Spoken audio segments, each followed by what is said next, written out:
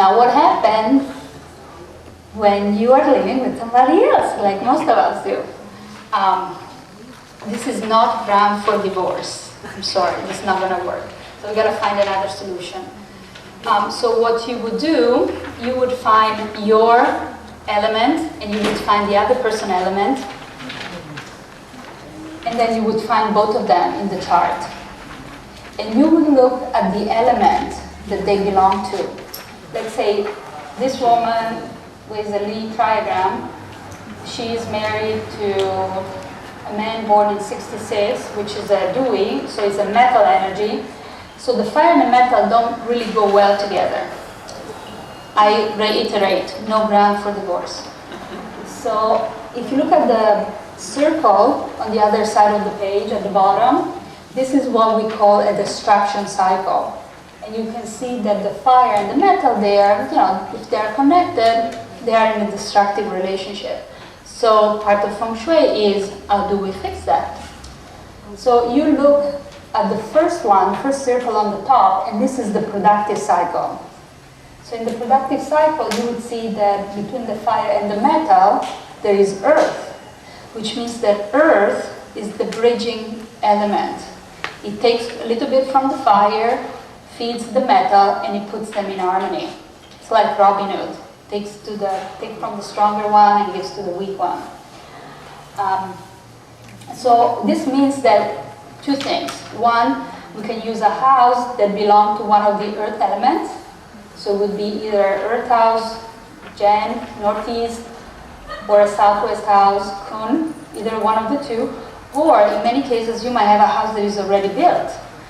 And so what happens usually, often, one of the houses is more compatible with one than the other. So what you would do there, you would use the colors and the natural material to insert the energy, that energy that is needed to create the harmony. So let's go back to our example. We have the fire and the metal person, and let's say they have a house that it's already a earth house. So the earth house, it's even more productive because being earth is already more productive for the metal. It's taking away a little bit from the fire. So what are we going to do? We're just going to put more colors. We're just going to put, yellows and beige and earth color, earth tone. And normally people that belong to this element, they tend to gravitate naturally to it. And sometimes, even if they don't like it right away, when you put them in the house, they start feeling so much more comfortable that they're actually surprised themselves of how well it works in the environment. So you might want to use more of earth tone and use an earth palette. We could also use some marble material. We can use some pottery. We could use, marble grinds are very popular these days. But in other cases, you can just use the colors. And you use that palette for the entire house. Sometimes, if you have people that work from home, maybe in their office, you want instead use the element that is more supportive for them, or the color that are more supportive for them, because they're the one that are going to spend most of their times there. So you might want to focus on that instead. So this is a nutshell, is a little bit of how this theory works. But it's not that fixed, because what I'm explaining you right now is really the very first basic layers. When you go to a little bit more of an advanced step, you would see that all of this direction, all of these elements refer to each of us in a different ways. So there are some of them, even if maybe this person is sitting south would be the best house, a south-oriented house would be the best house, maybe cannot be in one of them.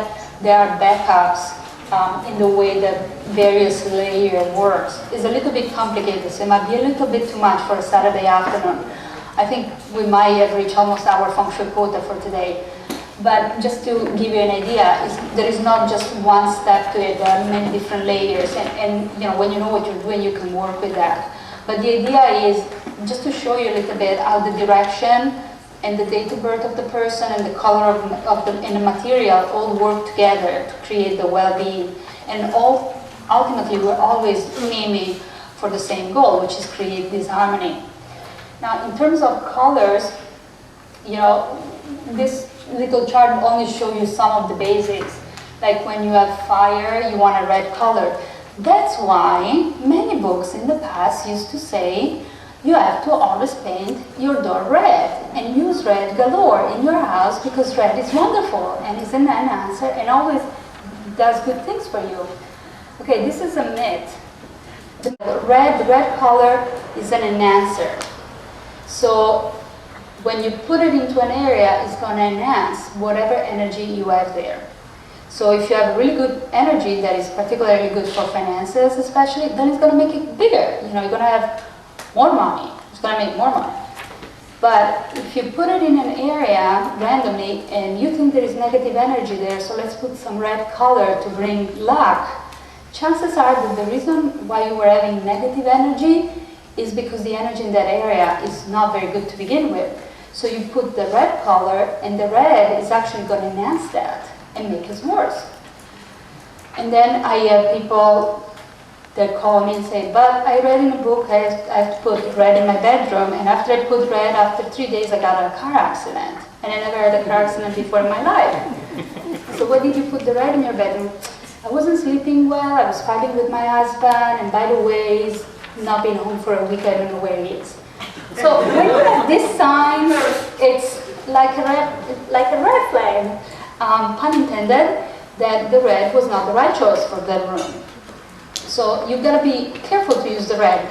And in fact, the red door, the famous red door, you drive around town and you see all these beautiful building, and all of a sudden they have this Chinese red door that really does not belong there. And you're like, oh, they read a Feng Shui book, look at that.